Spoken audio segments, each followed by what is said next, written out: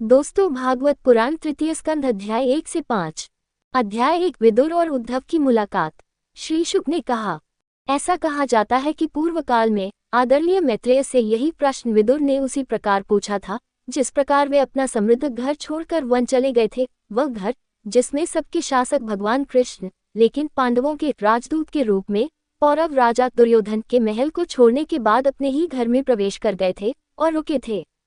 राजा ने कहा, हे भगवान, हमें विस्तार से बताए कि विदुर और मैत्रेय की भेंट किस स्थान पर हुई थी और कब या किस विषय पर उनकी चर्चा हुई थी, क्योंकि विदुर द्वारा महात्मा से किया गया शुद्धात्मा विषयक प्रश्न कम महत्वपूर्ण नहीं हो सकता, विशेषतः तब जब मैत्रेय ने स्वयं उसकी प्रशंसा एक अच्छे प्रश्न के रूप में की हो।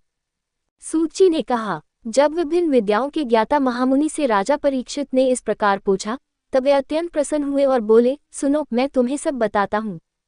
जब अंधे राजा धृतराष्ट्र ने अपने दुष्ट पुत्रों को अधर्मपूर्वक सहायता दी तथा अपने छोटे भाई के अनाथ बच्चों को छल से लाख के घर में रहने दिया, अर्थात उसमें प्रवेश किया और उसे आग लगा दी।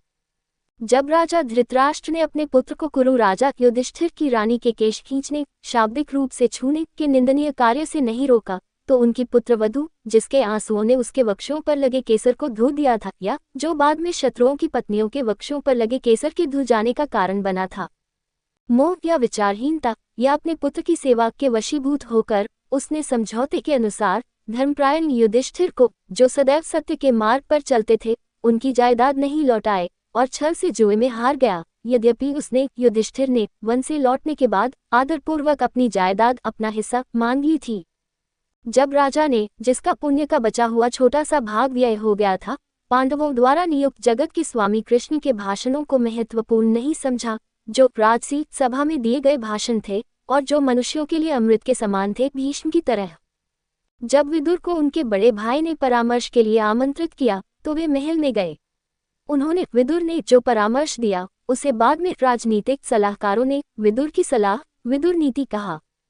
विदुरा ने सलाह दी, युधिष्ठिर को उनका पैतृक भाग लौटा दो, जिन्होंने तुम्हारे द्वारा असह्य अत्याचार सहे हैं, जिनके विरुद्ध ही वह भीम रूपी सर्प, जिससे तुम इतना भयभीत हो, अपने भाइयों सहित क्रोध में फूंकार रहा है।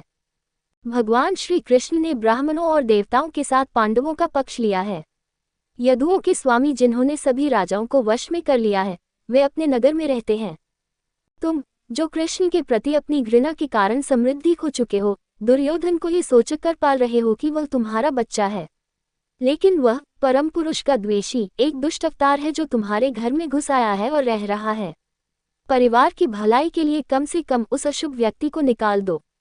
जब धर्मात्माओं के लिए प्रशंसनीय चरित्र वाले विदुर ने उस सभा में ऐसा कहा, तो क्रोध से फड़कते हुए निचले होठ वाले सुयोधन ने तथा उसके छोटे भाई दुशासन, कर्ण और शकुनी ने उनका अपमान किया। दुर्योधन ने कहा, इस कुटिल दास को यहाँ रहने के लिए किसने कहा? यह अपने स्वामी के प्रति विश्वासघाती है, जिसके भोजन से यह मोटा हुआ है और शत्रु का पक्षधर है। इसे तुरंत जीवित ही नगर से बाहर निकाल दिया जाना चाहिए। 3 इसकी संपत्ति जब्त कर ली जानी चाहिए।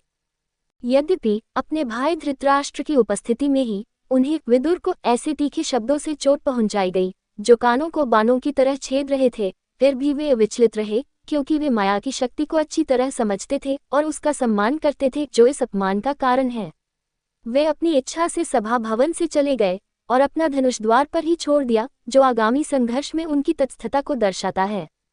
कौरवों के सौभाग्य से प्राप्त हुए वे हस्तिनापुर से कौरवों के सौभाग्य सहित चले गए। पुण्य संचय की इच्छा से वे एक के बाद एक उन पवित्र स्थानों पर गए जो श्रीहरि के पवित्र चरणों से पवित्र किए गए थे, जहां भगवान ने हजारों रूपों में शिव, ब्रह्मा आदि स्वयं को प्रकट किया था। बिना किसी के साथ गए उन्होंने नगरों, पवित्र उपवनों, पर्वतों, कुंजों, पारदर्शी जल वाली नदियों और झीलों तथा पवित्र स्थानों और मंदिरों की यात्रा की, जो अनंत भगवान के प्रतीकों से समृद्ध रूप से सुशोभित थे। पृथ्वी पर विचरण करते हुए वह हरि को प्रसन्न करने वाले व्रतों का पालन करता था। वह शुद्ध पवित्र भोजन खाता था, प्रत्येक पवित्र स्थान में स्नान करता था, नंगे जमीन पर सोता था, छाल के वस्त्र पहनता था, अपने व्यक्तित्व के प्रति लापरवाह था और अपने मित्रों और रिश्तेदारों के लिए अपरिचित हो गया था। इस प्रकार भारतवर्ष में भ्रमण करते हुए वे समय आने पर प्रभास नगर में पहुंचे।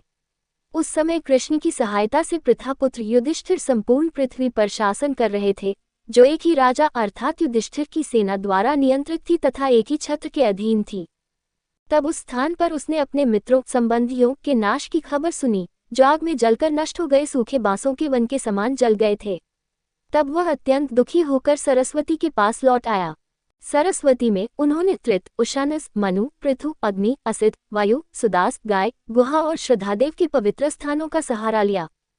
इस क्षेत्र में उन्होंने ऋषियों और देवताओं द्वारा निर्मित विष्णु के विभिन्न मंदिरों का दौरा किया। ये मंदिर विशेष रूप से विष्णु के सबसे महत्वपूर्ण हथियारों के लिए प्रतिष्ठित थे, अर्थात सुदर्शन चक्र, जो मंदिरों के सोने के शीर्ष पर उकेरा गया था, जिसे देखकर लोगों को कृष्ण की याद आती है। सुराष्ट्र, सौवीर, मत्स्य, कुरु जंगल आदि समृद्ध देशों से गुजरते हुए वे यमुना पहुंचे, जहां उनकी मुलाकात भगवान कृष्ण के महान भक्त उद्धव से हुई। उन्होंने बड़े प्रेम से उद्धव को गले लगाया, जो वासुदेव के प्रसिद्ध अनुयायी तथा बृहस्पति के पूर्व शिष्य थे तथा जिनका मन पुनर्तः शांत था। उन्होंने उनसे उनके उन संबंधियों के कुशल क्षेम के विषय में पूछा, जो भगवान कृष्ण के संरक्षण में थे। क्या वे दोनों प्राचीन पुरुष कृष्ण और बलराम शूरसेन के घर में कुशल पूर्वक हैं? वे पुरुष जो ब्रह्मा की प्रार्थना से पृथ्वी पर अवतरित हुए थे और उनकी विष्णु की नाभि के कमल से उत्पन्न हुए थे तथा जिन्होंने जगत का कल्याण करके आनंद प्राप्त किया है। क्या कौरवों के घनिष्ठ मित्र पूज्य वसुदेव प्रसन्न है? उदार वसुदेव जो पिता के समान अपनी बहनों को उनके पतियों की संतुष्टि के लिए दिए गए प्रचुर उपहारों के अतिरिक्त भव्य उपहार भी देते हैं। प्रिय मित्र, क्या यादव सेना के वीर सेनापति प्रद्युम्न स्वस्थ और निरोगी हैं? रुक्मिणी ने ब्राह्मणों को प्रसन्न करके पूर्वजन्म में प्रेम के देवता भगवान कृष्ण से उन्हें प्रद्युम्न को पुत्र रूप में उत्पन्न किया था। क्या सात्विक, वृष्णि, भोज और दशारों के राजा उग्रसेन प्रसन्न हैं? उग्रसेन जिन्हें कमल नेत्र कृष्ण ने राजा बनाया था, जब उन्होंने अपने प्राणों के भय से राजपद की आशा छोड़ दी थी। हे भद्र उद्धव, क्या कृष्ण के पुत्र तथा उनके समान ही युद्ध में रथ चलाने वाले योद्धाओं में प्रमुख सांब सुखी हैं? क्या भगवान कार्तिकेय, जिन्हें पार्वती ने पूर्वजन्म में जन्म दिया था तथा जिन्हें जाम्बूती ने अनेक कठोर अनुष्ठानों के पश्चात पुत्र के रूप में जन्म दिया था, सुखी हैं? क्या सात्यकी सुखी हैं, जिन्होंने अर्जुन से धनुर्विद्या की गुप्त विद्या सीखी थी? सात्यकी, जिन्होंने भगवान कृष्ण की अत्यंत समर्पित सेवा से भगवान तक पहुंचने वाले मार्ग को तुरंत प्राप्त कर लिया, वह मार्ग जिसे प्राप्त करना सन्यासियों के लिए भी कठिन है। क्या बुद्धिमान, पवित्र, पापरहित, अक्रूर, स्वफलित का पुत्र सदैव यशस्वी भगवान के प्रति समर्पित रहते हुए सुखी है? अक्रूर, जो अपने प्रेम के कारण अपने आप को खो बैठे थे और कृष्ण के चरण चिन्हों से सुशोभित मार्ग की धूल में लौटते थे। भोजवंशी देवक की राजकुमारी देवकी क्या प्रसन्न है? देवकी, जिसने देवताओं की माता अदिति के समान, जिनसे भगवान विष्णु उत्पन्न हुए थे, भगवान को अपने गर्भ में धारण किया, जैसे वेद त्रय ऋग, यजु और सामवेद में वह अर्थ समाहित है जो यज्ञ के रूप में विस्तृत होता है। क्या पूज्य अनिरुद्ध प्रसन्न है? अनिरुद्ध, जो सत्वों की इच्छाओं को पूर्ण करते हैं और जिन्हें वेदों द्वारा शास्त्रों का स्रोत माना जाता है, मन के निर्देशक के रूप में, क्योंकि वे सत्व या अंतःकरण आंतरिक अंग की अध्यक्षता करने वाले चौथे सिद्धांत हैं। हे कोमल उद्धव, क्या हृदय, सात्यकी, चारुदेश, गद आदि भी अच्छे हैं, जो कृष्ण के प्रति अनन्य भक्ति रखते हुए उन्हें अपने शरीर से भिन्न आत्मा के स्वामी के रूप में पूजते हैं? क्या धर्म, युधिष्ठिर, अर्जुन और कृष्ण नामक दो भुजाओं से स्थापित सामाजिक धार्मिक संस्थाओं की राजाओं के कर्तव्यों के अनुसार रक्षा कर रहा है? युधिष्ठिर, जिनकी सभा में दुर्योधन अर्जुन की सेवाओं और विजयों से प्राप्त राज्य संपत्ति को देखकर क्रोध और ईर्ष्या से उबल रहा था? अथवा जो भीम अन्याय करने वालों के प्रति अत्यंत असहिष्णु है और सर्प के समान क्रोध प्रतिशोध पालता है, उसने उसे त्याग दिया है या अपराधियों पर ही उसे बरसाया है? भीम, जिसके भारी कदमों को पृथ्वी सहन नहीं कर सकती थी, जबकि वह अपनी गदा गदा लहराता हुआ अनेक प्रकार से विचरण करता था। रथियों के सेनापतियों में श्रेष्ठ, गांडीव धनुष धारण करने वाला अर्जुन, क्या शत्रुओं को नष्ट करने के बाद भी शत्रुओं से रहित है? अर्जुन, किरात रूपधारी भगवान शिव ने किस पर प्रसन्न होकर उसे बाणों की बौछार से घेर लिया था? 5. पृथा, कुंती के पुत्र रूप में पले हुए जुड़वा पुत्र, जो कुंती के पुत्रों द्वारा पलकों से नेत्रों के समान सुरक्षित घेरे हुए हैं, युद्ध में शत्रुओं से अपने अपने पितृराज्य का भाग छीनकर उसी प्रकार आनंद मना रहे हैं, जैसे गरुड़ ने देवताओं की सेना से अमृत का भाग छीन लिया था। ये कितना अद्भुत है कि एक महान राजर्षि पांडु से विहीन एक अद्वितीय योद्धा, जिसने अपने रथ पर बैठकर केवल अपने धनुष को सहायक बनाकर चारों दिशाओं पर विजय प्राप्त की थी, कुंती अपने बच्चों के लिए जीवित रही। हे सौम्य स्वभाव वाले उद्धव, मुझे उस पतित धृतराष्ट्र पर दया आती है, जिसने अपने दिवंगत भाई पांडु से शत्रुता की। मुझ उसके जीवित भाई, मित्र और शुभचिंतक को भी उसने अपनी राजधानी से निकाल दिया, जो उसके पुत्रों का अनुसरण कर रहा था। यद्यपि मेरे साथ ऐसा दुर्व्यवहार हुआ, मुझे इसमें कोई आश्चर्य नहीं हुआ, क्योंकि मैं मानव रूप धारण करके मानव मन की क्रियाओं को भ्रमित करने वाले श्रीहरि की महानता को देख सका तथा छद्मवेश में रहकर सुखपूर्वक पृथ्वी पर तीर्थयात्रा कर सका। यद्यपि पूज्य भगवान अपने भक्तों के दुख दूर करने में समर्थ हैं, तथापि वे उन राजाओं को नष्ट कर देते हैं जो अपनी त्रिविध श्रेष्ठता अर्थात विद्या, धन तथा वंश के गर्व में रहते हैं, तथा जो अपनी सेनाओं से पृथ्वी को सदैव कंपित करते रहते हैं, किंतु वे कौरवों के पापमय आचरण के प्रति उदासीन हैं। अजन्मा भगवान का अवतार भटके हुए लोगों के विनाश के लिए होता है। यद्यपि वे कर्मों से विमुख होते हैं, फिर भी उनके कर्म भटके हुए लोगों को सही मार्ग पर लाते हैं। यदि ऐसा न हो तो गुणों से परे कौन है जो शरीर धारण करना और कर्म करना पसंद करेगा। हे मित्र, उस अजन्मे पवित्र यश के स्वामी का समाचार मुझे सुनाओ, जो संसार के उन राजाओं के हित के लिए, जो उनकी शरण में हैं, तथा उनकी आज्ञा का पालन करने वालों के कल्याण के लिए यदुवंश में उत्पन्न हुए हैं। अध्याय 2 उद्धव और विदुर का संवाद। श्री शुक ने कहा, भगवान के महान भक्त उद्धव से जब विदुर ने अपने प्रियतम अर्थात भगवान कृष्ण के कल्याण के विषय में पूछा तो वे उत्तर न दे सके, क्योंकि उन्हें भगवान की बहुत याद आ रही थी और वे उनके वियोग में बहुत दुखी थे।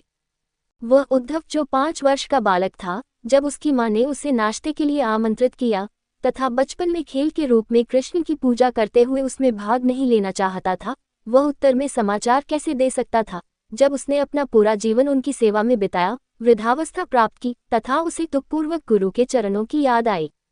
एक मुहूर्त तक वह मौन ध्यान में बैठा रहा, कृष्ण के अमृत जैसे चरण कमलों से अत्यधिक संतुष्ट था और भगवान की गहन भक्ति में डूबा हुआ था। जिसके शरीर के रोंगटे खड़े हो गए थे, जिसकी बंद आंखों से आंसू बह रहे थे, तथा जो कृष्ण के प्रेम की बाढ़ में डूबा हुआ था, ऐसा लग रहा था जैसे उसका परम उद्देश्य पूरा हो गया हो। धीरे धीरे वे भगवान के धाम से मनुष्य लोक में लौट आए। उन्होंने अपनी आंखें फोड़ लीं। उद्धव भगवान के कार्यों से आश्चर्यचकित होकर विदुर से बोले। उद्धव ने कहा, जब कृष्ण रूपी सूर्य अस्त हो गया है और हमारे घर वैभवहीन होकर काल के दैत्य में समा गए हैं, तब मैं तुम्हें क्या शुभ समाचार दे सकता हूँ। हाय, यह इस संसार का दुर्भाग्य है, और विशेष रूप से उन यादवों का, जो उनके साथ रहते हुए भी उन्हें नहीं पहचान सके, जैसे कि मछली समुद्र मंथन से पहले चंद्रमा के साथ समुद्र में रहती थी, चंद्रमा को नहीं पहचान सकी, केवल उन्हें जलचर समझती थी। सभी सात्विक लोग दूसरों के इरादों को जानने में सक्षम, गहरी समझ रखने वाले और एकनिष्ठ भक्ति वाले होते हुए भी सभी सृजित प्राणियों के ईश्वर दो को ही सात्विकों का नेता मानते थे। जिन लोगों ने अपनी बुद्धि को हान में बोया है, अर्थात पुनर्तः स्थिर कर दिया है, वे उन लोगों के शब्दों से मोहित नहीं होते जो सर्वशक्तिमान की माया से ग्रस्त हैं, जैसे यादव, या उन लोगों से जो उनके प्रति बुरी मंशा रखते हैं, जैसे शिशुपाल आदि। उन्होंने अपना वह रूप उन लोगों को दिखाया था जिन्होंने उचित तपस्या नहीं की थी और जिन्होंने उसे संतुष्टिपूर्वक नहीं देखा था। वे अपना वह तेजस्वी रूप लेकर संसार से अंतर्धान हो गए जो संसार की आंखों का केंद्र आकर्षण का था। यह एक ऐसा रूप था जो मानवों की नकल करने की गतिविधियों के लिए उपयोगी था, जिसे उन्होंने धारण किया था, जो उनकी योग माया की शक्ति को दर्शाता था। ये पूर्ण सौंदर्य और उत्कृष्टता का सर्वोच्च शिखर था, जिसके कुछ हिस्से आभूषणों को भी सुशोभित करते थे और उनके लिए भी एक आश्चर्य था। युधिष्ठिर के राजसूय यज्ञ में उनके उस रूप को देखकर, जिसने तीनों लोकों को अत्यंत आनंद दिया था, उन्होंने तीनों लोकों के लोगों ने सोचा कि सुंदर मनुष्य रूप बनाने में आज विधाता की सारी कुशलता समाप्त हो गई। व्रज की स्त्रियां, जो उनके प्रेम से ओतप्रोत मुस्कान, क्रीड़ापूर्ण नृत्य और लालसा भरी दृष्टि का सम्मान पाती थीं, अपना कार्य अधूरा छोड़कर अपनी आंखों और मन से उनका अनुसरण करती थीं। सबका स्वामी गुण सहित और गुण पारलौकिक ब्रह्म अपने सौम्य रूपों पर दया करके अन्य दुष्टों द्वारा परेशान किए जाने पर तथा महत नामक प्रकृति के साथ या बलराम को अपने महान अंश के साथ अजन्मा होने पर भी अग्नि के समान उत्पन्न हुआ, जो यद्यपि काष्ठ में विद्यमान रहती है, परंतु घर्षण से चिंगारियां निकलती हैं। अजन्मा भगवान का वसुदेव के घर में प्रत्यक्ष जन्म, गोपकुलों की बस्ती में ब्रज में शत्रु कंस के भय से रहना तथा अनंत शक्ति वाले भगवान का अपने नगर से भाग जाना, ये सामान्य मनुष्यों जैसा व्यवहार मुझे दुख देता है। ये स्मरण करके मेरा हृदय दुखी हो जाता है कि किस प्रकार उसने अपने माता पिता के चरणों में झुककर विनती की थी, हे पिता माता, हम पर कृपा कीजिए, जो कंस के भय से ग्रस्त होकर आपकी कोई सेवा नहीं कर सके। जो मनुष्य भगवान के चरण कमलों के परागकण का भी आनंद ले चुका है, वह भगवान को भूल सकता है, जिन्होंने अपनी लतासी भौं की गति से ही साक्षात संहार के देवता, दुष्टों का भार पृथ्वी से हटा दिया था। तुमने देखा है कि किस प्रकार राजसूय यज्ञ के समय कृष्ण के परम शत्रु शिशुपाल ने मोक्ष प्राप्त किया, जिसके लिए योगीजन भी ध्यानपूर्वक योगाभ्यास करके कामना करते हैं। ऐसे कृपालु भगवान से वियोग कोई कैसे सह सकता है। इसी प्रकार अन्य योद्धा भी, जिन्होंने युद्धस्थल में कृष्ण के सुंदर कमल सदृश मुख को अपने नेत्रों से पिया और अर्जुन के बाणों से शुद्ध होकर मृत्यु के पश्चात उनके चरणों को प्राप्त हुए, जो भगवान स्वयं श्रेष्ठ हैं, तीनों लोकों के स्वामी हैं तथा जो अपने स्वभाव से परमानंद स्वरूप हैं, वे सब प्रकार के सुखों को भोगते हैं, जिनकी चरण पादुकाएं उन सनातन जगत के रक्षकों के मुकुटों की ध्वनि से स्तुति करती हैं। ऐसे भगवान को चाहिए कि वे सिंहासन पर बैठे हुए उग्रसेन के सामने खड़े होकर उनसे प्रार्थना करें कि हे विदुर, भगवान का दासवत व्यवहार हम सेवकों को बहुत कष्ट पहुंचाता है। कैसी दया है। जिस दुष्ट पूतना ने उसे मारने की इच्छा से घातक विष से सना हुआ स्तन पिलाया और इसके लिए उसने उसकी धाय यशोदा के योग्य स्थान प्राप्त किया, क्या उसके समान दयालु कोई अन्य देवता है जिसकी शरण हमें मुक्ति या सुरक्षा के लिए लेनी चाहिए। मैं असुरों को परमेश्वर का भक्त मानता हूँ, क्योंकि उनके मन क्रोध के कारण तीनों लोकों के स्वामी पर केंद्रित है और जिन्होंने युद्धस्थल में उन्हें सुदर्शन चक्र से सुसज्जित तथा गरुड़ के कंधे पर बैठे हुए आक्रमण करते हुए देखा था। भगवान ने भोजों के सरदार कंस के कारागार में वसुदेव और देवकी के गर्भ से जन्म लिया, क्योंकि भगवान ब्रह्मा ने उनसे ऐसा अनुरोध किया था और वे पृथ्वी पर पुनः सुख लाना चाहते थे। तत्पश्चात कंस से भयभीत उसके पिता ने उसे नंद नामक ग्वालों की बस्ती में ले जाकर अपनी अव्यक्त शक्ति के साथ बलराम के साथ 11 वर्ष तक वहीं रखा। ग्वालों से घिरे हुए तथा स्वयं बछड़ों को चराते हुए सर्वव्यापी भगवान यमुना के तट पर चहचहाते पक्षियों से भरे हुए वृक्षों से घने उद्यानों में क्रीड़ा कर रहे थे। वह बालक सिंह के समान प्रतीत होने वाला बालक ब्रजवासियों के समक्ष हंसने और रोने की बालसुलभ शरारतें कर रहा था। वही भगवान अपने धन की देखभाल गायों के रूप में करते थे, जिनमें सफेद बैल प्रमुख थे और जो मानो धन की देवी का निवास था। वे अपने साथ आए ग्वालों का मनोरंजन बांसुरी बजाकर करते थे। जिस प्रकार कोई बालक अपने खिलौनों को तोड़ डालता है, उसी प्रकार उसने खेल खेल में उन धूर्त मायावी राक्षसों को मार डाला, जो इच्छानुसार कोई भी रूप धारण कर सकते थे और जिन्हें कंस ने उसे मारने के लिए नियुक्त किया था। उन्होंने यमुना के विषैले जल से मर चुके ग्वालों और गायों को जीवित किया। उन्होंने नागों के राजा कालिया को वश में करके और बाहर निकालकर उन्हें जल पिलाया, जिससे उनका जल पुनः शुद्ध हो गया। सर्वव्यापी भगवान ने ग्वालों के प्रधान नंद को श्रेष्ठ ब्राह्मणों की सहायता से गौओं के सम्मान में यज्ञ करने को कहा, जिसमें गायों की पूजा की जाती थी, क्योंकि वे उस महान धन को अच्छे कार्यों में खर्च करना चाहते थे। इस प्रकार उन्होंने इंद्र के गर्व को चूर कर दिया। हे विदुर, जब इंद्र ने अपनी पूजा बंद होने से क्रोधित होकर भारी वर्षा की, तब उस वर्षा से व्याकुल ग्वालों की बस्ती की रक्षा भगवान ने गोवर्धन पर्वत रूपी छत्र से की तथा उस पर कृपा की। शरद ऋतु के चंद्रमा से प्रकाशित संध्या का आदर करते हुए वे मधुर गीत गाते हुए आनंदित होते थे और रास नृत्य करती हुई स्त्रियों की मंडली के आभूषण बन जाते थे। अध्याय 3 कृष्ण के गौरवशाली कार्य। पूर्ण शीर्षक विदुर और उद्धव संवाद। कृष्ण के गौरवशाली कार्य। उद्धव ने कहा, फिर अपने माता पिता को प्रसन्न करने की इच्छा से वे कृष्ण बलराम के साथ शहर मथुरा में आए और शत्रु सेना के प्रमुख कंस को बलपूर्वक उसके राजसिंहासन से नीचे खींच लिया और उसे मारकर उसे मरे हुए होने पर भी धरती पर घसीटते हुए ले गए। उन्होंने संदीपनी से वेद को उसके सभी विवरणों वेद के 6 उपांग के साथ सीखा, जिसे उन्हें केवल एक बार सुनाया गया था। उन्होंने पंचजन के गर्भ से अपने मृत पुत्र को संदीपनी को वापस लौटा दिया। जिस प्रकार गरुड़ ने अपना भाग अमृत छीन लिया था, उसी प्रकार कृष्ण ने भीष्मिक की राजकुमारी की ओर से आमंत्रित राजाओं की उपस्थिति में रुक्मिणी को अपना भाग, क्योंकि वह लक्ष्मी का अवतार थी, गंधर्व विवाह द्वारा उससे विवाह करने के उद्देश्य से छीन लिया और इस प्रकार राजाओं के सिरों पर अपना पैर रख दिया। दूसरे स्वयंवर में उन्होंने उन बैलों को वश में किया जिनकी नाक में छेद नहीं किया गया था और नग्नजित की राजकुमारी सत्यभामा से विवाह किया। उन्होंने उन मूर्ख राजाओं को निराश किया जो अपने अपमान कृष्ण द्वारा विवाह की शर्त पूरी करने के कारण के बावजूद भी उसके लिए कामना रखते थे और अपने हथियारों के साथ उनसे लड़ने आए थे, हालांकि वे उनसे घायल नहीं हो सकते थे। भगवान ने एक साधारण मनुष्य की भांति अपनी पत्नी के अंगूठे के नीचे अपनी प्रेयसी सत्यभामा की इच्छा पूरी करने के लिए दिव्य वृक्ष पारिजात को छीन लिया। इस पर इंद्र, जो शची द्वारा उकसाया गया था, स्त्रियों के पालतू मृग की भांति क्रोध से अंधा हो गया और अपनी देवताओं की सेना के साथ उनका पीछा करने लगा। अपने पुत्र नरक को देखकर, जो मानो अपने शरीर से आकाश को निगल रहा था, सुदर्शन चक्र द्वारा कटा हुआ, उसे कृष्ण को पृथ्वी की देवी नरक की मां ने प्रार्थना की। नरक के पुत्र को शेष अनधिकृत राज्य देकर कृष्ण ने हरम में प्रवेश किया। दुखी व्यक्ति के मित्र हरि को देखकर नरक द्वारा अपहरण की गई राजकुमारियां तुरंत ही प्रसन्नता, लज्जा और प्रेम से भरी हुई दृष्टि से उनका स्वागत करने के लिए उठ खड़ी हुईं। अपनी माया शक्ति से उपयुक्त रूप धारण करके उन्होंने अलग अलग कक्षों में उचित औपचारिकताओं के साथ एक साथ उन सभी का विवाह कर दिया। अपनी प्रकृति का विस्तार करने की इच्छा से या प्रकृति के लिए बहुत बनने की उसने उनमें से प्रत्येक से सभी प्रकार से अपने बराबर 10 संतानें प्राप्त की। उसने अपने महान पराक्रम और यश को अपने लोगों मुचुकुंद, भीम जैसे भक्तों को सौंपा और उनके माध्यम से उसने काल्यवन, जरासंध, शाल्व और अन्य को मार डाला, जिन्होंने अपनी सेनाओं के साथ उसके नगर को घेर लिया था। उसने शंबर, द्विविध, बाण, मुरा और बलवल जैसे कुछ लोगों की मृत्यु दूसरों के माध्यम से कर दी, जबकि उसने दंतवक्त्र जैसे अन्य लोगों को व्यक्तिगत रूप से मार डाला।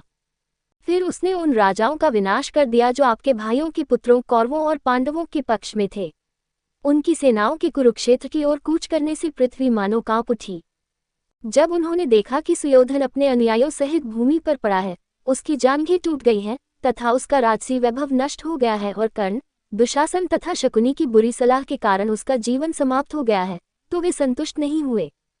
उसने मन ही मन सोचा, भीष्म, द्रोण, अर्जुन और भीम के द्वारा 18 अक्षौहिणी सेना का विनाश होने पर भी पृथ्वी का कितना छोटा सा भारी भार उतर गया है, क्योंकि मेरे ही अंश प्रद्युम्न आदि के नेतृत्व में यादवों की एक अदम्य सेना विद्यमान है। उन्हें यादवों को मारने का कोई दूसरा उपाय नहीं है सिवाय इसके कि जब वे आपस में झगड़ रहे हों और उनकी आंखें नशे से लाल हो रही हों। जब मैं इस संसार से जाने की तैयारी करूंगा तो वे स्वतः ही लुप्त हो जाएंगे। इस प्रकार योजना बनाकर भगवान ने धर्मपुत्र युधिष्ठिर को अपने राज्य में स्थापित करके उसके मित्रों को प्रसन्न किया और धर्मात्मा लोगों का मार्ग दिखलाया। पुरुवंश की निरंतरता, जिसे उत्तरा में अभिमन्यु ने भली भांति सुरक्षित रखा था, किंतु जो अश्वत्थामा के शस्त्रों द्वारा नष्ट कर दी गई थी, भगवान ने पुनः स्थापित की और उसकी रक्षा की। सर्वव्यापक भगवान ने धर्मपुत्र युधिष्ठिर से 3 बार अश्वमेध यज्ञ करवाया। वे युधिष्ठिर कृष्ण भक्त थे और अपने छोटे भाइयों की सहायता से पृथ्वी की रक्षा करते हुए आनंदित थे। ब्रह्मांड की आत्मा तथा श्रुति और स्मृति में बताए गए मार्ग के अनुयायी महिमावान भगवान ने भी द्वारका में सभी सांसारिक सुखों का आनंद लिया, लेकिन चूंकि वे सांख्य दर्शन में दृढ़ता से स्थित थे, इसलिए वे अनासक्त रहे प्रकृति और पुरुष के बीच अंतर के बोध के कारण। अपने मनमोहक मुस्कान वाले रूप और अमृत के समान मधुर वाणी से, निष्कलंक चरित्र से तथा श्री लक्ष्मी के निवास के समान शरीर से उन्होंने इस लोक के साथ साथ परलोक को भी, विशेषकर यदुओं को आनंद दिया। रात्रि में वे स्त्रियों से क्षणिक मित्रता करते थे, जिन्हें उनके साहचर्य का सुख प्राप्त होता था। इस प्रकार बहुत लंबे समय तक आनंद लेते हुए वे गृहस्थ जीवन तथा उसके सुखों से विरक्त हो गए। भोग के विषय भाग्य के अधीन हैं। मनुष्य स्वयं भाग्य की दया पर निर्भर है। योगिक विधि से योगेश्वर कृष्ण को समर्पित कौन मनुष्य इन विषयों आदि में श्रद्धा रखेगा। एक समय की बात है, द्वारका नगरी में खेलते समय यादव और भोज बालकों से कुछ ऋषिगण नाराज हो गए। भगवान के इरादे को जानने वाले ऋषियों ने उन्हें शाप दे दिया। फिर कुछ महीनों के बाद वृष्णि, भोज, अंधक आदि गण भगवान के मोह में पड़कर बड़े प्रसन्न होकर अपने रथों पर सवार होकर प्रभास की ओर चले। तत्पश्चात उन्होंने स्नान करके पितरों, देवताओं और ऋषियों को अर्घ्य देकर उस जल से अनेक उत्तम गुणों वाली गौएं ब्राह्मणों को दी। उन्होंने भगवान को प्रसन्न करने के लिए ब्राह्मणों को सोना चांदी, वस्त्र, बिछौने, खाल, ऊनी कंबल, घोड़े, रथ, हाथी, कन्याएं और भरण पोषण के लिए पर्याप्त भूमि तथा स्वादिष्ट भोजन दान किया। वे वीर योद्धा जिनका जीवन गायों और ब्राह्मणों की सेवा में समर्पित था, उन्होंने उन्हें ब्राह्मणों को सिर जमीन से लगाकर प्रणाम किया। अध्याय 4 यादवों का विनाश और कृष्ण का संदेश। पूर्ण शीर्षक विदुर और उद्धव संवाद, यादवों का विनाश और कृष्ण का संदेश। उद्धव ने कहा, तब उनसे ब्राह्मणों से आज्ञा पाकर उन्होंने, यादव आदि ने, आटे से बनी मदिरा पी ली। उनका ज्ञान स्वयं नष्ट हो गया और वे कटु वचनों से एक दूसरे को कष्ट देने लगे। जब मदिरा के बुरे प्रभाव से उनके मन असंतुलित और उग्र हो गए, तब सूर्यास्त के बाद उनमें लड़ाई के परिणाम स्वरूप जो विनाश हुआ, वह बांसों के समान था, जिनके बीच घर्षण से वन में आग लग जाती है और बांसों का वन भस्म हो जाता है। अपनी माया से घटित हुई उस घटना को देखकर भगवान ने सरस्वती का जल पिया और एक वृक्ष के नीचे बैठ गए। और जब हम द्वारका में थे, उस भगवान ने मुझे बद्री जाने को कहा, जो अपने भक्तों के कष्टों को दूर करते हैं, किंतु जो अपने कुल का नाश करना चाहते थे। हे शत्रुओं को जीतने वाले, यद्यपि मैं उनके इरादे को समझ गया था, फिर भी मैं उनके पीछे चला गया, क्योंकि मैं गुरु के चरणों से वियोग सहन नहीं कर सकता था। परमप्रिय स्वामी जो आत्मा का ज्ञान देकर रक्षा करते हैं को खोजते हुए मैंने उन्हें देवी लक्ष्मी के निवास स्थान को सरस्वती के तट पर अकेले बिना किसी आश्रय के बैठे हुए पाया, क्योंकि वे सबके आश्रय हैं। मैंने भगवान को देखा जो सुंदर नीले रंग के थे, शुद्ध सत्व से युक्त थे, शांत लाल आंखें थीं जो अपनी 4 भुजाओं और पीले रेशमी वस्त्रों से पहचाने जा सकते थे। वे अपने कमल सदृश दाहिने पैर को बाईं जांघ पर रखकर एक युवा अश्वत्थ वृक्ष के सहारे बैठे थे। उन्होंने समस्त इंद्रिय सुखों का परित्याग कर दिया था, तथापि वे पूर्ण आनंद में थे। विश्व भर में भ्रमण करते समय संयोगवश एक सिद्ध मैत्रेय आए, जो भगवान के महान भक्त तथा द्वैपायन व्यास के मित्र और शुभचिंतक थे। जब वे भक्तवत्सल मुनि हर्ष और भक्ति से अपना सिर झुकाकर सुन रहे थे, तब मुकुंद कृष्ण ने प्रेम करुणा से परिपूर्ण दीर्घ मुस्कान भरी दृष्टि से मेरी थकान दूर करते हुए मुझसे कहा। प्रभु ने कहा, हे वसु, अंतर्यामी होने के कारण मैं जानता हूँ कि तुम क्या चाहते हो। मैं जो तुम्हें देता हूँ वह दूसरों के लिए पाना कठिन है, क्योंकि हे वसु, तुमने पूर्वकाल में प्रजापतियों और वसुओं द्वारा किए जाने वाले दीर्घकालीन यज्ञ में मुझे प्राप्त करने की इच्छा से ही यज्ञ किया था। हे पुण्यात्मा, ये तुम्हारा अंतिम जन्म है, क्योंकि इस जन्म में मेरी कृपा तुम्हारे द्वारा ही प्राप्त हुई है। मैं कितना प्रसन्न हूँ कि तुम अनन्य भक्ति के साथ मुझसे मिलने आए हो, जबकि मैं इस नश्वर संसार को छोड़कर वैकुंठ जाने वाला हूँ। पूर्वकाल में पद्मकल्प में सृष्टि के आरंभ में मेरी महानता महिमा पर प्रकाश डालने वाला सर्वोच्च ज्ञान, जिसे विद्वानों ने भागवत नाम दिया है, मैंने अपनी नाभि से निकले हुए कमल में बैठे अजन्मा भगवान ब्रह्मा को प्रदान किया था। मैं, जो इस प्रकार आदरपूर्वक संबोधित किया गया था तथा जो परम पुरुष की दीर्घ दृष्टि का पात्र था, स्नेह के कारण मेरे रोंगटे खड़े हो गए थे तथा मेरे आंसू बह रहे थे, तथा दोनों हाथ जोड़कर मैंने लड़खड़ाते हुए शब्दों में उनको संबोधित किया। हे प्रभु, जीवन के 4 लक्ष्यों अर्थात धर्म, अर्थ, काम और मोक्ष में से कौन सा लक्ष्य उन लोगों के लिए प्राप्त करना कठिन है जो आपके चरण कमलों की शरण लेते हैं। लेकिन हे सर्वशक्तिमान, मैं उनमें से किसी के लिए भी आपसे प्रार्थना नहीं करता, क्योंकि मैं आपके चरण कमलों की सेवा के लिए उत्सुक हूँ। तुमने कर्मों को किया, यद्यपि तुम कर्मों से रहित हो और कर्म करने की इच्छा भी नहीं रखते हो। तुमने जन्म लिया है, यद्यपि तुम अजन्मा हो। तुमने शत्रु के भय से महल का आश्रय लिया है या भाग गए हो, यद्यपि मृत्युदेव तुम्हारा ही स्वरूप है। तुमने आत्मसुख भोगने के बावजूद 10,000 युवतियों के साथ विवाह किया है। इन बातों से विद्वानों की बुद्धि भ्रमित और थक जाती है। अथवा हे सर्वशक्तिमान प्रभु, ये बात हमारे मन को असमंजस में डाल रही है कि आप, जिनकी आत्मज्ञान की शक्ति अबाधित और निरंतर है, मुझे अज्ञानी की भांति परामर्श के लिए बुला रहे हैं, यद्यपि आप कभी अज्ञानी या प्रमादी नहीं होते। आपने ब्रह्मा को अपने रहस्यात्मक स्वरूप पर प्रकाश डालने वाला परम ज्ञान पूर्ण रूप से प्रकट कर दिया है। हे प्रभु, यदि उसे ग्रहण करना हमारी क्षमता में हो, तो उसे हमें समझाए, जिससे हम सांसारिक जीवन की दुख से सरलतापूर्वक पार हो सकें। मुझ जैसे पुरुष ने इस प्रकार अपने हृदय की अभिलाषा व्यक्त की है, अतः कमल सदृश नेत्रों वाले परमेश्वर ने मुझे अपने परम स्वरूप का ज्ञान दिया है।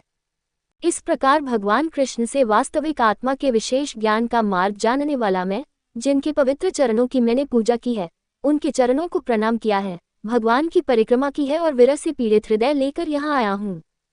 मैं भगवान के दर्शन से प्रसन्न और उनसे वियोग में व्यथित हो रहा हूँ। मैं उस बद्री आश्रम में जाऊंगा जो उन्हें प्रिय था और जहाँ जगत को मंगल प्रदान करने वाले भगवान नारायण और पूज्य नर मुनि दीर्घकाल तक, कल्प के अंत तक सौम्य कष्ट रहित किंतु कठोर तपस्या करते हैं। श्री शुक ने कहा। इस प्रकार उद्धव से अपने मित्रों और संबंधियों की असह्य मृत्यु का समाचार सुनकर विद्वान विदुर ने अपने ज्ञान से शोक की तीव्रता को नियंत्रित कर लिया। प्रमुख कौरव विदुर ने भगवान कृष्ण के महान भक्त उद्धव पर विश्वास के कारण, जो कृष्ण के मित्र और संबंधियों में प्रमुख थे, विदा होते समय उनसे इस प्रकार कहा। विदुर ने कहा, आप मुझे भगवान के रहस्यपूर्ण स्वरूप पर प्रकाश डालने वाला परम ज्ञान बताने के अधिकारी हैं, वह ज्ञान जो योग के स्वामी ब्रह्मांड के शासक ने आपको प्रदान किया है। क्योंकि भगवान विष्णु के सेवक अपने भक्तों की आवश्यकताओं की पूर्ति के लिए घूमते रहते हैं। उद्धव ने कहा, इस ज्ञान के लिए मैत्रेय मुनि को आपसे प्रसन्न होना चाहिए, क्योंकि भगवान ने स्वयं मेरी उपस्थिति में ही उन्हें ऐसा करने का निर्देश दिया था, अर्थात आपको उपदेश देने का निर्देश दिया था, जब वे मर्त्यलोक से प्रस्थान कर रहे थे। श्री शुक ने कहा, इस प्रकार विदुर के सानिध्य में उद्धव ने सर्वव्यापी भगवान के उत्तम गुणों के विषय में अमृतमय वार्तालाप करके अपने हरि के वियोग के संताप को दूर किया और यमुना के तट पर एक क्षण की समान रात्रि बिताकर बदरिकाश्रम को प्रस्थान किया। राजा ने कहा, जब वृष्णि और भोज के प्रधान, योद्धाओं के सेनापति तथा तीनों देवताओं जैसे ब्रह्मा आदि के स्वामी हरि ने अपना नश्वर शरीर त्याग दिया, तब उद्धव ब्राह्मण की शाप से कैसे बचे रहे? श्री शुक ने कहा, जिन भगवान की इच्छा सदैव सर्वोच्च है, अर्थात जो कभी व्यर्थ नहीं होती, वे जब ब्राह्मण के शाप से काल मृत्यु के देवता द्वारा अपनी जाति का नाश कर रहे थे और अपना शरीर त्यागने ही वाले थे, तब वे सोचने लगे, अब जब मैं इस संसार में नहीं हूँ तो केवल उद्धव, जो आत्मा को जानने वालों में श्रेष्ठ हैं, ही मेरे भीतर स्थित या मुझसे संबंधित ज्ञान को प्राप्त करने के अधिकारी हैं। उद्धव मुझसे किसी भी प्रकार से कम नहीं हैं। वे सांसारिक विषयों गुणों से अप्रभावित अपने स्वामी हैं। इसलिए यादवों के विनाश के बाद उन्हें लोगों को मेरा ज्ञान कराने के लिए बने रहना चाहिए। इस प्रकार तीनों लोकों के स्वामी, वेदों के स्रोत, उद्धव के आदेश से वे बद्री आश्रम में गए और गहन ध्यान द्वारा हरि की आराधना की। हे महान कुरु, उद्धव से भगवान कृष्ण के प्रशंसनीय कार्य सुनकर, जिन्होंने खेल खेल में ही मानव शरीर धारण किया था तथा उनके द्वारा शरीर त्याग मृत्यु करने से बुद्धिमानों का साहस बढ़ गया था, तथा जो चंचल मन वाले पशुवत व्यक्तियों के लिए समझना अधिक कठिन है, तथा भगवान कृष्ण द्वारा उनके मानसिक रूप से देखे जाने की बात सुनकर, हे महान कुरु, विदुर ने उनका ध्यान किया, किंतु उद्धव के चले जाने पर वे प्रेम से अभिभूत होकर रोने लगे। सिद्ध विदुर यमुना के तट से कुछ दिनों के बाद स्वर्ग की नदी गंगा पर पहुंचे, जहां उनकी मुलाकात मित्रा के पुत्र मैत्रेय से हुई। अध्याय 5 विदुर और मैत्रेय संवाद तत्व और उनके देवता। श्री शुक ने कहा, हरिद्वार में कुरुश्रेष्ठ विदुर अच्युत कृष्ण की भक्ति के कारण शुद्ध हो गए। मैत्रेय की सरलता, विनम्रता और करुणा से पूर्ण संतुष्ट होकर वहां किसी भी कार्य में व्यस्त न रहते हुए बैठे हुए अथाह ज्ञान वाले मैत्रेय के पास गए और उनसे पूछा। विदुर ने कहा, महाराज कृपया हमें ये बताइए कि इस संसार में क्या करना उचित है, अर्थात आचरण का उचित मार्ग क्या है, क्योंकि हम देखते हैं कि लोग सुख के लिए कुछ निर्धारित कर्म करते हैं, परंतु उन्हें न तो सुख मिलता है, न ही दूसरी वस्तु अर्थात दुख की शांति या निवृत्ति होती है, बल्कि इसके विपरीत वे बार बार दुख भोगते हैं। ये सत्य है कि भगवान कृष्ण के सच्चे शुभ भक्त तुम्हारे जैसे इस संसार में उन लोगों पर कृपा करने के लिए विचरण करते हैं जो दुर्भाग्यवश कृष्ण से विमुख हो गए हैं और फलस्वरूप अधर्मी तथा अत्यंत दुखी हैं। अतः हे महान संत, कृपया हमें सुख की ओर ले जाने वाला मार्ग बताए, जिससे महिमावान भगवान भक्ति से शुद्ध हुए मनुष्यों के हृदय में स्थापित होकर सनातन वेदों के प्रमाण पर आधारित प्राचीन विद्या प्रदान करें, जिससे आत्मा के वास्तविक स्वरूप का प्रत्यक्ष साक्षात्कार हो सके। हे ब्राह्मण श्रेष्ठ, कृपा करके हमें बताइए कि 3 गुणों से युक्त माया के नियंत्रक अथवा तीनों लोकों के स्वामी भगवान अवतार लेने के पश्चात क्या क्या कर्म करते हैं। कैसे उन्होंने कर्महीन होते हुए भी आदि में इस ब्रह्मांड की रचना की। कैसे इसे स्थिर करके इसके पालन की व्यवस्था करते हैं। कैसे वे इस ब्रह्मांड को अपने वक्षस्थल में स्थित शून्य आकाश में ले जाकर सांसारिक कार्यों से विरत रहते हैं तथा किस प्रकार अपनी योगमाया नामक गुफा में शयन करते हैं। कैसे ये अचिंत्य शक्तियों वाले योगदेव एक होते हुए भी इस ब्रह्मांड में प्रविष्ट होकर अनेक हो गए ब्रह्मा आदि के रूप में। कैसे वे विभिन्न अवतारों में क्रीड़ा के रूप में ब्राह्मणों, गौ तथा देवताओं के कल्याण के लिए कार्य करते हैं। क्योंकि भगवान की वाणी सुनने के बावजूद भी वे इस ब्रह्मांड में प्रविष्ट होकर अनेक हो गए, अथवा 3 लोकों के स्वामी भगवान ने इस ब्रह्मांड में प्रविष्ट होकर अनेक रूप धारण कर लिए। कैसे वे विभिन्न अवतारों में क्रीड़ा के रूप में ब्राह्मणों, गौ तथा देवताओं के कल्याण के लिए कार्य करते हैं। जो भगवान शुभ कीर्ति वाले पुरुषों, जिनका नाम उच्चारण करने में शुभ है, में अग्रणी है, उनके अमृततुल्य मधुर कर्म हैं। इस जगत के रक्षकों जैसे इंद्र आदि के स्वामी ने किन आदि तत्वों महत आदि से विभिन्न लोकों को उनके पालकों सहित तथा लोकालोक पर्वतों के पार के लोकों को रचा और उनका नियमन किया है, जिन लोकों में सभी प्रकार के प्राणी जैसे देवता, मनुष्य आदि अपने अपने कर्मों के अनुसार एक दूसरे से भिन्न रहते हैं। मुझे समझाए कि स्वयंभू ब्रह्मांड के रचयिता नारायण ने किस प्रकार प्राणियों में उनके जन्मजात स्वभाव, कर्म, रूप और नाम के अनुसार भेद उत्पन्न किए। हे पूज्य ऋषिवर, मैंने व्यास जी से द्विज, उच्च वर्ण और निम्न वर्ण के लिए निर्धारित कर्तव्यों के बारे में कई बार सुना है, किंतु कृष्ण के अमृतमय प्रसंगों को छोड़कर हम तुच्छ सुख देने वाली बातों को सुनकर ही तृप्त हो जाते हैं। श्री कृष्ण के पवित्र चरण प्रणियों के वर्णन से कौन ऊब जाएगा। वे प्रसंग जो आपके सभाओं में विद्वानों जैसे नारद द्वारा महिमामंडित किए जाते हैं, क्योंकि जैसे ही वे कृष्ण मनुष्य के कानों में प्रवेश करते हैं, अर्थात कृष्ण की कथाएं सुनी जाती हैं, वे घट सांसारिक जीवन के प्रति मनुष्य की आसक्ति को काट देते हैं, जो उसे सांसारिक जीवन में उलझाए रखती है। आपके मित्र आदरणीय श्याम ऋषि व्यास ने भी भगवान की श्रेष्ठताओं का वर्णन करने की इच्छा से भारत महाभारत की रचना की। इसमें महाभारत मनुष्यों का मन निम्न प्रकार के सुखों की पुनरावृत्ति के माध्यम से हरि की कथाओं की ओर अवश्य आकर्षित होता है। कृष्ण की कथा सुनने की निरंतर बढ़ती हुई प्रवृत्ति भक्तों में अन्य सुखों के प्रति अरुचि उत्पन्न करती है। जो व्यक्ति निरंतर हरि के चरणों का ध्यान करने में आनंद पाता है, उसके सारे दुखों का ये शीघ्र ही नाश कर देती है। मुझे उन अज्ञानी लोगों पर दया आती है जो महाभारत की शिक्षा को नहीं समझते, जो अपने पापों के कारण हरि की कथाओं से घृणा करते हैं और इसलिए दयनीय हैं। जो लोग व्यर्थ मौखिक, शारीरिक और मानसिक कार्यों में अपना समय बर्बाद करते हैं, उनके जीवन को सजग निश्चयी काल देवता नष्ट कर देता है। हे कौशरव, जिस प्रकार फूलों से रस शहद निकाला जाता है, उसी प्रकार तुम सुख देने वाले हरि की कथाओं से चुनिंदा कथाएं निकाल लेते हो। हे दुखियों के मित्र, हमारे कल्याण के लिए हमें पवित्र यश वाले हरि की कथा सुनाओ। कृपया मुझे उन सर्वशक्तिमान परमेश्वर के अलौकिक कार्यों का वर्णन करें जिन्होंने माया के बल से ब्रह्मांड की उत्पत्ति, स्थिति और संहार के लिए अवतार धारण किए हैं। श्री शुक ने कहा, पूज्य कौशरव मुनि से जब विदुर ने मनुष्यों के परम सुख के लिए इस प्रकार पूछा तो उन्होंने बड़े आदर के साथ उत्तर दिया। मैत्रेय ने कहा, हे पुण्यात्मा, लोगों पर महान उपकार करने के कारण तुमने बहुत अच्छा प्रश्न किया है। हरि में मन लगाने वाले तुम इस प्रकार संसार में अपना यश फैलाओगे। हे विदुर, व्यास जी से उत्पन्न होने के कारण आप में कोई आश्चर्य की बात नहीं है, क्योंकि आपने भगवान हरि को ही भक्तिपूर्वक अपना आश्रय दिया है।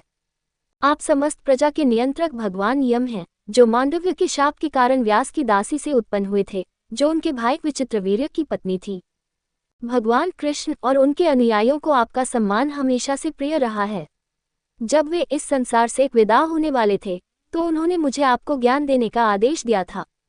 अब मैं तुमसे भगवान की उन लीलाओं का क्रमवार वर्णन करूंगा जो उनकी योगमाया द्वारा प्रदर्शित हुई थी और जिनमें ब्रह्मांड की स्थिति, उत्पत्ति तथा संहार समाहित है। समस्त जीवों के परम आत्मा और उनके स्वामी परमेश्वर इस सृष्टि के पहले अकेले थे। जब परमेश्वर की इच्छा अर्थात माया लुप्त हो जाती है, या जब वे अकेले रहना चाहते हैं, तब वे कारण रूप में विद्यमान रहते हुए दृष्टा या दृश्य वस्तु के रूप में पृथक नहीं देखे जाते, यद्यपि उन्हें विभिन्न अनुमानों द्वारा समझा जाता था जबकि स्थूल सृष्टि विद्यमान थी। निश्चय ही वह उस समय यही एकमात्र दृष्टा और एकमात्र प्रकाशक था, फिर भी ब्रह्मांड के न होने के कारण उसने कुछ भी नहीं देखा। जिसकी माया आदि शक्तियां सोई हुई अव्यक्त थी, परंतु जिसकी दृष्टि जागृत थी, न सोई हुई नहीं थी, उसने अपने को ऐसा समझा मानो मैं नहीं हूँ। हे परम पुण्यात्मा विदुर, ये वास्तव में इस दृष्टा ईश्वर की शक्ति है जो कारण और कार्य दोनों की प्रकृति वाली है, या जो वास्तव में दृश्य और अदृश्य की आत्मा है। इसे माया घटना का सिद्धांत कहा जाता है। ये वह शक्ति है जिससे सर्वव्यापी भगवान ने ब्रह्मांड की रचना की है। जब काल की शक्ति या प्रभाव से माया में गुणों का उत्पात होता है, तब पूर्ण बौद्धिक शक्ति के स्वामी भगवान विष्णु प्रकृति को नियंत्रित करने वाले अपने अंश पुरुष के माध्यम से अपनी छवि या व्यक्तिगत आत्मा को उसमें गर्भाधान करते हैं। फिर काल की प्रेरणा से अव्यक्त अर्थात माया से महत तत्व उत्पन्न हुआ। यह विज्ञान की प्रकृति का है जो अज्ञान के अंधकार को दूर करता है और आत्मा के शरीर के भीतर स्थित ब्रह्मांड को प्रकट करता है। और ये महत्त्व अपने अंश की शक्ति के अधीन या परमात्मा के सादृश्य तीन गुणों उपादान कारण के रूप में और काल संचालक शक्ति के रूप में के अधीन होकर और भगवान की दृष्टि की सीमा के भीतर इस ब्रह्मांड को बनाने की इच्छा से अपने आप को एक अन्य रूप जिसे अहंकार, आत्म भावना या अहंकार कहा जाता है, में प्रकट हुआ। परिवर्तन से गुजरने वाले महत्त्व से अहंकार उत्पन्न हुआ जो प्रभाव अर्थात अधिभूत कारण अर्थात अध्यात्म और कर्ता अर्थात अधिदेव का आधार है, और जिसमें तत्वभूत इंद्रियां और मनस शामिल हैं, जो देवताओं का भी अर्थ है। अहंकार तीन प्रकार का होता है, वैकारिक मुख्य रूप से सत्व गुण से युक्त, तेजस रजस गुण से युक्त और तामस तमस गुण से युक्त। अहंकार के सिद्धांत में परिवर्तन से वैकारिक प्रकार के अहंकार से मन की उत्पत्ति हुई। इंद्रियों पर शासन करने वाले देवता सात्विक प्रकार के अहंकार की उपज हैं। इंद्रियों के विषयों की अनुभूति इन्हीं देवताओं के कारण होती है। ज्ञानात्मक और संज्ञानात्मक इंद्रियां तेजस अहंकार की उपज हैं। तामस अहंकार से सूक्ष्म तत्व तन्मात्रा अर्थात ध्वनि का विकास हुआ, जिससे आकाश उत्पन्न हुआ जो आत्मा का शरीर है या आत्मा को जानने का साधन। जब काल माया शक्ति और उसके अंश या बुद्धिमान छवि अंश के साथ मिलकर भगवान ने आकाश को देखा तो आकाश से स्पर्श का सूक्ष्म तत्व तन्मात्रा उत्पन्न हुआ। इसने स्पर्श परिवर्तन किया और वायु उत्पन्न की। यद्यपि वायु में महान शक्ति थी, फिर भी उसने आकाश के साथ मिलकर रूपांतरण किया और सूक्ष्म तत्व रूप जिससे प्रकाश उत्पन्न हुआ को उत्पन्न किया, जो संसार का नेत्र प्रकाशक है। भगवान द्वारा देखे जाने पर वायु के साथ मिलकर प्रकाश ने तथा काल, माया और अंश उनका अंश या बुद्धिमान रूप के प्रभाव से स्वाद सहित जल जो उसका मुख्य गुण है उत्पन्न किया। और ब्रह्मा ने प्रकाश के साथ मिलकर जल को देखा और उसमें परिवर्तन हुआ और काल, माया और अंश के प्रभाव से पृथ्वी उत्पन्न हुई जिसका गुण गंध था। हे श्रेष्ठ विदुर, वे विद्वान जानते हैं कि आकाश से लेकर भूतों में से प्रत्येक उत्तरवर्ती क्रम विकास में अपने अपने स्थान के अनुसार पूर्ववर्ती भूतों के गुण धारण करता है, क्योंकि उसका संबंध पूर्ववर्ती भूतों से है। ये देवता महत आदि तत्वों के अधिष्ठाता जो काल, माया और अंश को दर्शाते हैं और जो भगवान विष्णु के अंश कला इक्वल्स अंश हैं, पृथक होने के कारण असंबद्धता के कारण सृष्टि करने में असमर्थ थे, वे हाथ जोड़कर सर्वव्यापी भगवान से बोले। देवताओं ने कहा, हे प्रभु, हम आपके कमल जैसे चरण कमलों को प्रणाम करते हैं, जो छत्र के समान है तथा जो शरण लेने वालों की गर्मी को शांत कर देते हैं। इनके नीचे शरण लेने वाले सन्यासी इस संसार के महान दुख को दूर से ही दूर कर देते हैं। हे परमेश्वर, हे जगत के रचयिता और नियंता, इस संसार में 3 प्रकार के दुखों से ग्रसित प्राणी सुख प्राप्त नहीं कर पाते। अतः हे परमेश्वर, हम आपके ज्ञान देने वाले चरणों की छाया का आश्रय ले रहे हैं। हम आपके पवित्र चरणों की शरण लेते हैं, जो सभी नदियों में पवित्रतम गंगा नदियों के उद्गम है, जिनका जल पापों को दूर करता है, जिनके चरणों को विरक्त मन वाले मुनिगण वेदरूपी पक्षियों की सहायता से खोजते हैं, जिनके घोंसले निवास स्थान आपके कमल जैसे मुख पर हैं। हम श्रद्धा और भक्ति से शुद्ध होकर अनासक्त कर्मयोग से अपने हृदय में उन पर ध्यान लगाते हुए तथा अनासक्ति से पुष्ट हुए ज्ञान द्वारा संयमी बनते हुए आपके कमल समान भाव के स्थान पादपीठ की शरण में आते हैं। हे प्रभु, आपने ब्रह्मांड की उत्पत्ति, पालन और संहार के लिए पुनर्जन्म लिया है। हम सभी आपके उन चरण कमलों की शरण में आए हैं, जिनके ध्यान से आपके भक्तों को मोक्ष निर्भयता प्राप्त होता है।